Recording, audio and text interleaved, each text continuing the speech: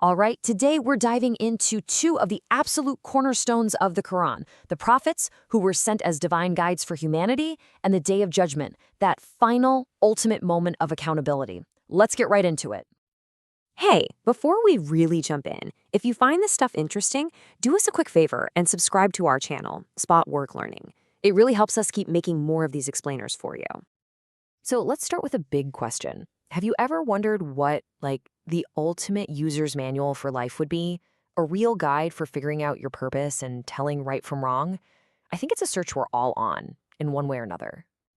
Well, that very search leads us straight to our first section. Because in the Islamic worldview, that guide, that compass, isn't something we're supposed to just figure out on our own. It's something that's revealed to us. The thinking here is pretty simple. Yeah, we're intelligent, we can reason things out, but to truly get a handle on our purpose and how to live a good life, we need a little help. It's kind of like being lost in a huge forest. Sure, you can look at the sun, but having a real compass, that's a game changer. Okay, so if we need guidance, how does it actually get to us? That brings us to the absolutely essential role of God's messengers. And the key word you need to know here is Rusul. It's the Arabic for messengers or prophets. Now, this is super important. These aren't angels or some other kind of divine being. They are human beings, just like us, chosen by God for this incredible task of delivering his message. And what's so fascinating is how consistent their message was. Right at the top, their most important point. The oneness of God, our Tawhid. But no matter who we're talking about, whether it's Abraham, who you might know as Ibrahim, or Isa, who you know as Jesus, the core message was always the same. Worship one God, here's how to live a good life, be aware that there's a day of accountability coming, and hey, look at how I live my life as an example. But that kind of makes you wonder, right? If the message is from God, why not just send a powerful, perfect angel to deliver it? Why go through a human with all our flaws and struggles? And the answer to that question is just so profound. A human prophet isn't just a mailman for a divine message. They are a living, breathing blueprint. Their very existence proves that living a good, righteous life isn't some impossible standard only an angel could meet. No, it's achievable for humans, by humans. They face the same struggles we do and show us how to apply these big divine ideas to our messy, everyday lives. So you have this long, unbroken chain of messengers, and it all leads to a really crucial idea in Islam, that the message became final with the Prophet Muhammad. And this title, Seal of the Prophets, is explained so well with this analogy.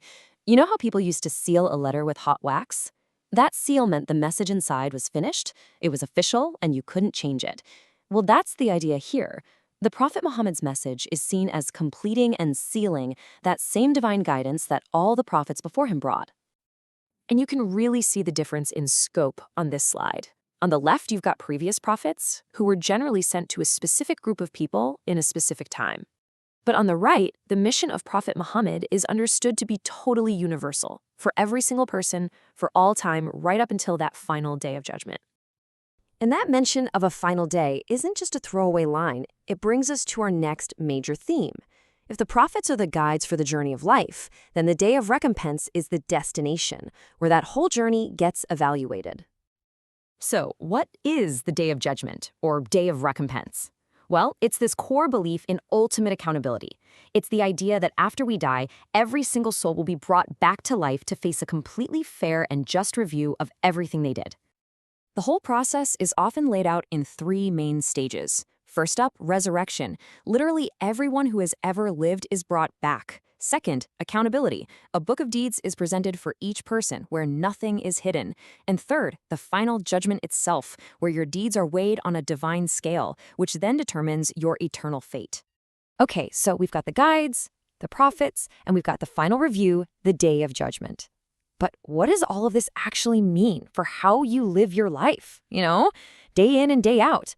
This is where it all gets real. This is where belief becomes action. And this really is the heart of it all. Believing in a day of judgment isn't just some far-off, abstract concept.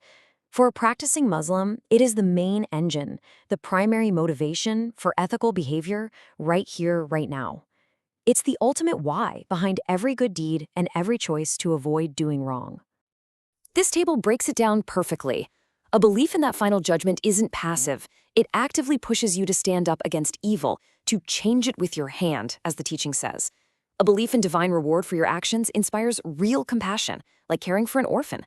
And that constant awareness of accountability, it's a powerful reason to strive for honesty and justice, because you know that in the end, God's judgment will be absolutely perfect. So, to ramp things up, I want to leave you with this thought. Just for a second, no matter what you believe, think about the sheer power of this idea.